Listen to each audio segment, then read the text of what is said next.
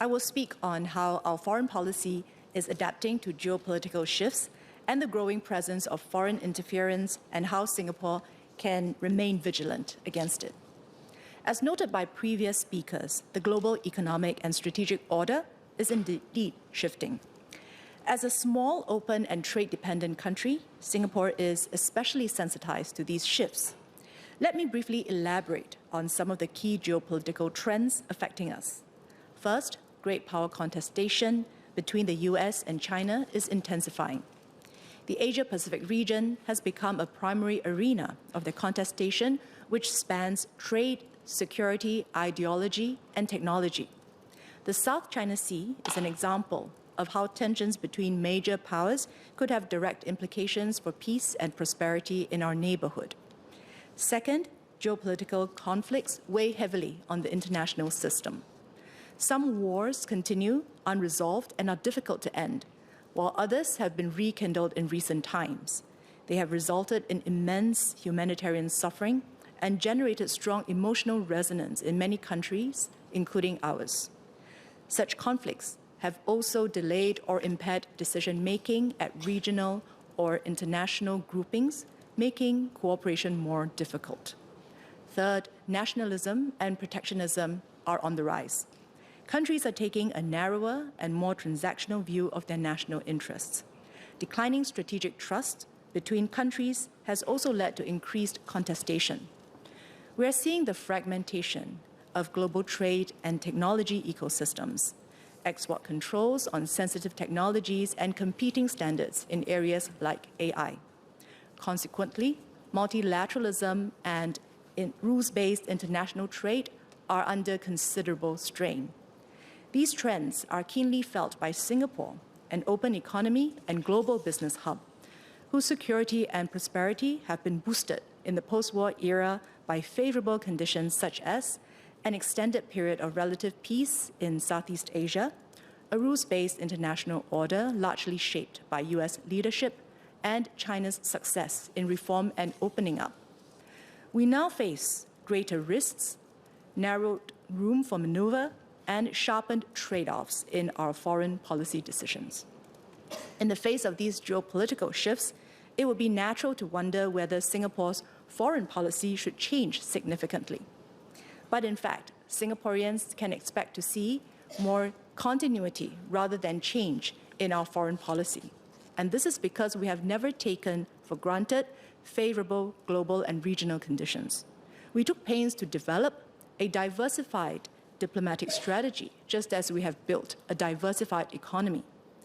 MFA has invested as much effort and energy into advancing Singapore's contributions at multilateral fora and regional groupings as we have in maintaining bilateral accounts with our partner countries, which together constitute a broad geographical spread.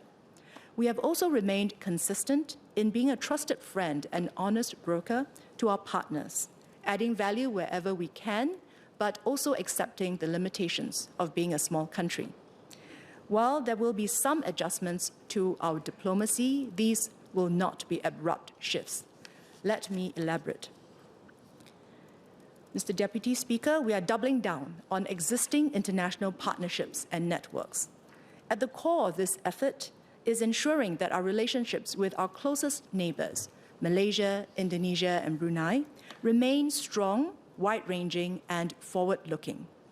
We have embarked on long-term projects to enhance connectivity and strengthen economic and people-to-people ties, such as the Johor-Singapore Special Economic Zone and the RTS link. We will also expand our partnership into emerging areas like renewable energy and human capital development. ASEAN remains a cornerstone of our foreign policy. Deeper economic integration within ASEAN remains vital to unlocking the vast potential of our region.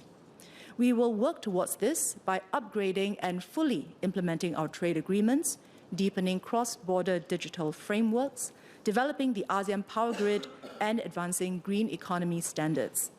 We will also expand ASEAN's network of partnerships, ensure key international players have a stake in our region's success, and maintain an open, inclusive, and ASEAN-centered regional architecture.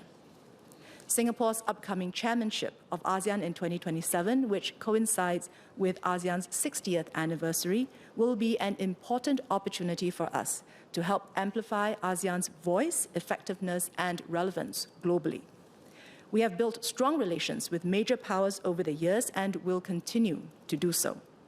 The US is our top trading partner in services and our largest foreign investor. We are also the US's only major security cooperation partner. China is our top trading partner in goods, and we are China's largest foreign investor. Our bilateral interactions with China are multi-tiered, led by the Joint Council for Bilateral Cooperation at the DPM level and comprising 3 G2G projects and 8 province-level economic councils. We see much potential to advance mutually beneficial bilateral cooperation between Singapore and the US and between Singapore and China in multiple areas. However, the space for us to do more together would narrow if US-China contestation were to escalate. We must remain clear-eyed and have the resolve to make decisions that are in Singapore's long-term national interests. We have also been deepening strategic relationships with other partners, such as Japan, the ROK, India, the European Union, Australia, and New Zealand. We have strong economic and security cooperation with Japan and the ROK, as well as a like-minded approach towards free trade. I look forward to the upgrading of our relations with the ROK to a strategic partnership next month. With India, we upgraded relations to a comprehensive strategic partnership and are working to expand collaboration in forward-looking areas such as digitalization, connectivity, advanced manufacturing, fintech, and space. With the European Union, our FTA and the latest digital trade agreement have given Singapore businesses preferential access to one of the world's largest markets, while our cooperation in sustainability and green transition opens up new areas of growth. As we embark on the next round of our comprehensive strategic partnership with Australia, we're exploring initiatives with a regional focus, as well as collaborations in frontier areas like critical technologies and space. With New Zealand, we are upgrading our enhanced partnership to a comprehensive strategic partnership with significant initiatives across the defense, trade and economic, and supply chain and connectivity pillars.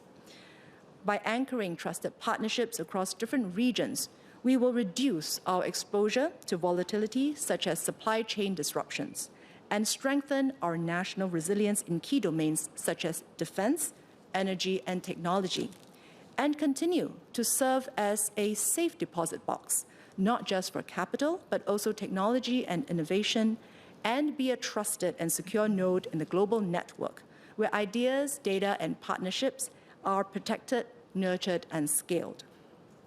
Singapore has also been building new partnerships and networks with countries in emerging regions of growth, such as Africa, Central Asia, the Middle East, and South America, to avail our companies of new opportunities and partnership and nurture coalitions among the like-minded to pursue shared objectives.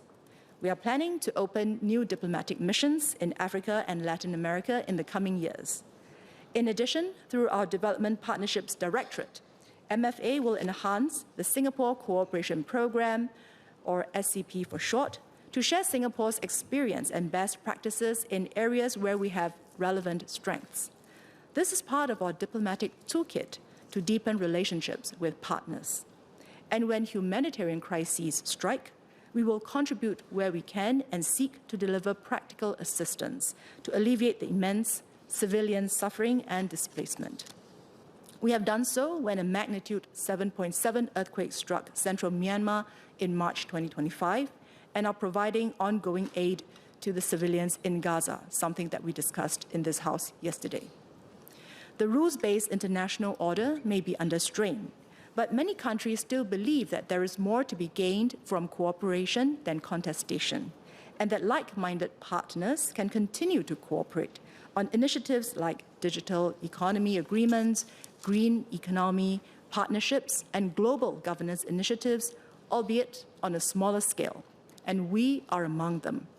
This is why we will do our utmost to support multilateral institutions enhance international law, contribute to global governance discussions, and promote peaceful dispute resolution. We contribute actively to the development of global norms by leading groupings like the Forum of Small States and the Global Governance Group to discuss issues facing small states and to champion practical cooperation on issues such as respect for international law, climate change adaptation, and digital transformation. Singapore's chairmanship of the Open-Ended Working Group on Cybersecurity at the UN from 2021 to 2025 led to the establishment of a UN Global Mechanism on Cybersecurity. The Agreement on Marine Biodiversity in Areas Beyond National Jurisdiction, otherwise known as the BBNJ Agreement, successfully concluded under the leadership of Ambassador Rina Lee as President of the Intergovernmental Conference, has just crossed the threshold of 60 state ratifications and will soon enter into force. Singapore has also made contributions to the World Intellectual Property Office, or WIPO, Treaty on Intellectual Property, Genetic Resources, and Associated Traditional Knowledge, and the Paris Agreement on Climate Change, particularly the development of carbon markets. Singapore will also continue taking up leadership roles in international bodies where we have significant expertise. For example, at the International Civil Aviation Organization, or ICAO, the International Maritime Organization, or IMO, the Commission on Narcotic Drugs, and the WIPO, as mentioned earlier. To this end, the Singapore government has nominated Ambassador for International Law, Rina Lee, as a candidate for judge on the International Court of Justice, and Mr. Darren Tang for re-election as the Director General of WIPO, with both elections taking place in 2026. Mr. Deputy Speaker, I turn now to foreign interference and hybrid threats, an increasingly prominent feature in this contested global landscape. To be sure, countries have long interfered in other countries' domestic politics, overtly or covertly, to advance their own interests. This is not new. What is new is the landscape in which foreign actors conduct these operations. The ubiquitous digital environment and development of advanced digital tools have supercharged their ability to mount hostile information campaigns, or HICs, to advance their interests. By exploiting the internet, digital and social media, foreign actors can mount HICs at scale, speed, and precision. Colleagues may have heard of the Sprinter network, a complex web of fake accounts that spread disinformation on the war in Ukraine, manipulated public opinion, and amplified politically charged content. There is even disinformation for hire. In 2023, The Guardian uncovered a team of contractors that conduct disinformation operations for private companies, intelligence agencies, and political campaigns. With a diverse population that is highly digitally connected, Singapore is an attractive and vulnerable target. Last July, MHA had to issue account restriction directions under the Foreign Interference Countermeasures Act, or FICA, to block a network of social media accounts alleging that Singapore was in the pocket of a foreign actor and that the foreign actor was behind the selection of Singapore's fourth-generation leader. The network could have been used to mount other HICs against Singapore. In October 2024, the government blocked 10 websites set up by foreign actors masquerading as Singapore websites, including by using AI to generate content with local features. At the same time, traditional methods of interference continue apace through local and influential proxies. In 2024, the US arrested and charged a former CIA analyst for allegedly acting as an agent for a foreign country, while an Australian court convicted a businessman for secretly attempting to improperly influence an Australian federal minister through donations in order to advance the aims of a foreign power. Singapore is not immune to these examples of interference. MHA has therefore taken preventive measures, one of which was to define persons who are directly involved in Singapore's political processes, including members of parliament and designating several other individuals as politically significant persons under FICA. Transparency requirements and reporting are imposed on these individuals. Foreign interference tactics will evolve and grow in sophistication. They touch on our everyday lives through what we see, hear, and read in an increasingly permeable info space. Our defenses must therefore grow stronger too. To this end, MHA plans to amend FICA to update and strengthen our levers to address foreign interference threats. Mr. Deputy Speaker, foreign interference aims to weaken the targeted country, for instance, by sowing division and internal strife. It could also aim to influence the targeted country's policies, including its foreign policy. Vigilance against foreign interference is therefore a shared concern of governments and foreign policy circles throughout the world. But this does not mean that we discourage the public from learning about and discussing foreign policy. On the contrary, we would like Singaporeans to continue being interested in and knowledgeable about global affairs because it affects our security and prosperity.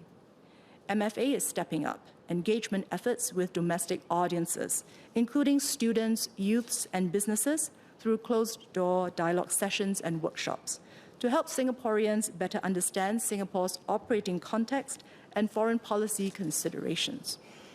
Even as we consume and exchange views on foreign policy, let us remain alert to the possibility of external attempts to influence our foreign policy by shaping our people's perception of it and support for it, through manipulating public sentiments, including through local opinion leaders, in addition to spreading misinformation and fake news. We encourage Singaporeans to be discerning about the news and messages we are constantly receiving, including on social media from a wide variety of sources. Always question what you see, hear, or read. Ask where the info came from. Is it true? And what is the intent? I would like to share a few scenarios where it would be particularly useful for Singaporeans to exercise more vigilance and remind others to do so too. First is where discussions grow emotional. Inflamed sentiments can hamper judgment and create rifts between groups of Singaporeans that are hard to repair, especially if topics like race and religion are involved. Let us maintain calm and mutual respect when discussing current affairs, including global developments. Second is where discussions center around which countries Singapore should be closer to, or which countries' lead Singapore should be following. Such chatter, though not uncommon, does not reflect how Singapore conducts our foreign policy. Those who find themselves in such conversations could gently remind their friends and associates that Singapore bases our foreign policy on our national interests. Third is where leaders of local institutions and groupings and those with a following find themselves commenting publicly on international developments.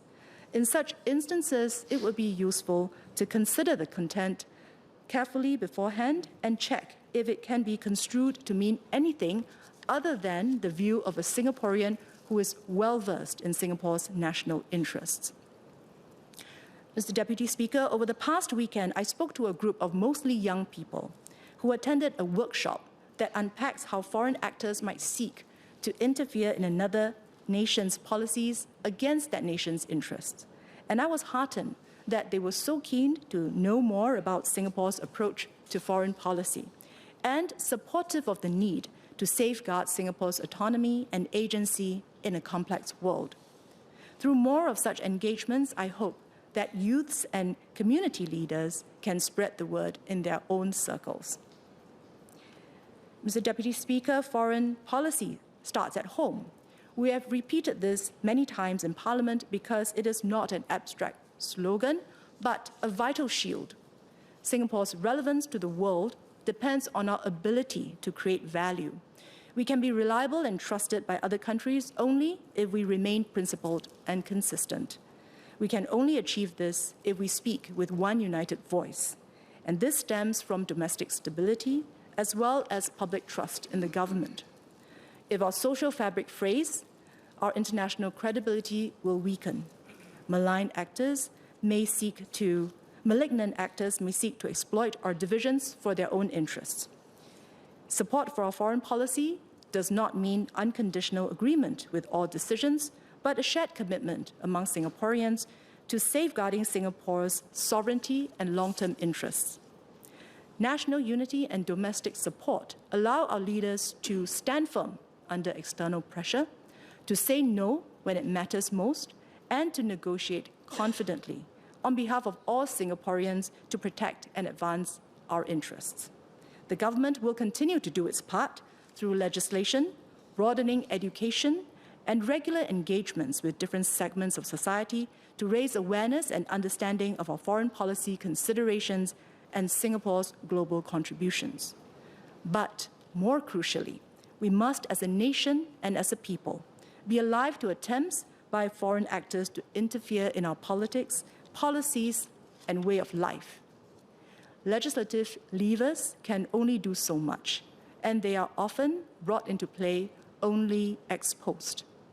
The ultimate line of defense against foreign interference is an aware and discerning people. Mr. Deputy Speaker, in Mandarin, please. 副议长先生，国际秩序日趋被削弱，世界也不太平。在这种情形下，我们更有必要防范外来干预和混合型威胁。内政部计划更新防止外来干预对应措施法令，以加强我国应对外来干预的能力。外来干预的多种目的当中，除了左右目标国的政局、削弱目标国的内部团结，也可能包括影响目标国的外交政策。因此，各国政府和外交人员对外来干预都有所警惕。但这并不表示我们不鼓励国人积极了解国际动态，谈论外交政策。相反的，我们希望国人关心国际局势，并对其具有一定的认识，因为这深刻地影响我国的安全与繁荣。因此，外交部会增加与国人的互动，包括学生、青少年、企业界等，帮助国人更好地掌握新加坡面临的国际形势，让他们更熟悉我们的外交政策。国人在接触讨论外交相关的话题时，也需要了解外来势力有可能借机影响国人对国际局势的认知，进而改变国人对新加坡外交政策的看法与支持。具体作业方式可能包括利用意见领袖之类的人士，操纵本地舆情，散播假消息等。我们鼓励国人在接获来自四面八方，包括社交媒体平台的信息时，留意来源，并对信息的真伪和立场有一定的警惕。有几个场景是特别值得我们注意的。如果国人碰到这些情况，除了自己有所警惕，也可以提醒身边的朋友：一、情绪过度激动的讨论，尤其是涉及种族、宗教等敏感课题时，有可能造成国人之间无法弥补的隔阂。大家在讨论时事，包括国际时事时，需要保持相互尊重和冷静。二、有些涉及国际关系的讨论中会出现新加坡应该更贴近某某国或追随某某国之类的说法。这种闲谈不算罕见，但并不能够反映新加坡外交决策的实况。要是国人听到这种说法，不妨温馨提醒发言者，新加坡的外交政策是以新加坡的国家利益为出发点。三、社团、商团领袖或意见领袖有时会针对国际时事公开发表感想或分析。在这种情形下，发言者可以事先仔细考虑内容，看看体现出来的观点是否属于一个充分掌握新加坡国家利益的新加坡人。副议长先生，外交始于国内这句话不是抽象的标语，而代表了对新加坡至关重要的防护盾。新加坡如果希望继续享有其他国家的信任和友谊，就必须保持言行一致，坚持原则。我国社会的稳定以及政府与人民之间的互信，允许我们在国际上展现团结坚定的姿态。如果我们的社会出现裂痕，我们在国际上的信誉可能会遭受打击，恶意者也可能趁虚而入，而达到他们的目标。支持我国外交政策，并不意味着国人必须赞同政府的每项外交决策，而是同意共同捍卫新加坡的主权和我国长远的国家利益。有了这种共识，我国领袖就有底气在面对外来压力时站稳立场，在必要的关键时刻勇于说不，并且代表所有新加坡公民在国际谈判中从容自信地为我国争取权益。Mr. Deputy Speaker, we are facing uncertain times, but Singapore has never been fatalistic. We have agency. We have succeeded by staying united at home, relevant abroad, and nimble in adapting to change. I believe that with the trust and support of our people, we can continue to secure a better global future for Singapore and Singaporeans. Mr. Deputy Speaker, I support the motion.